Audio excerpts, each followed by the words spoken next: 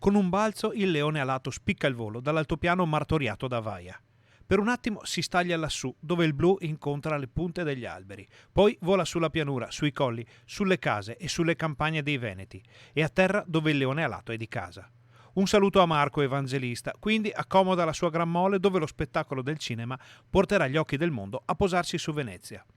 È il leone che lo scultore Marco Martalar ha creato con quel che Vaia ha lasciato alle proprie spalle, in un messaggio di rinascita per una terra sempre pronta a ripartire da capo.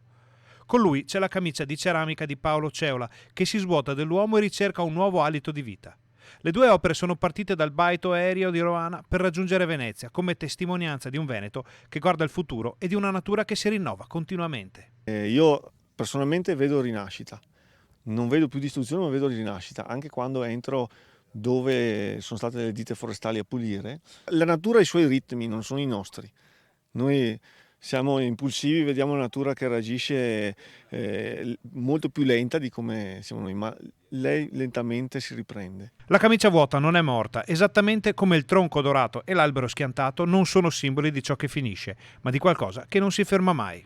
È una scultura dove praticamente l'uomo viene a mancare, è rimasto il suo simulacro, una camicia vuota. Stiamo cercando effettivamente un messaggio di speranza.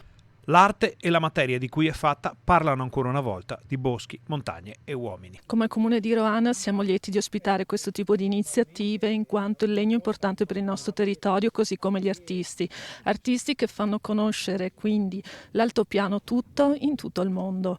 Marco Martalar è una delle persone che hanno da sempre seguito questo percorso, seguito con grande fatica, con tanto amore per il legno, che ha fatto respirare a tutti noi il profumo di questo legno e lo sta portando per questa volta alla mostra del cinema di Venezia, ma in tutte le parti, diciamo, d'Italia e non solo.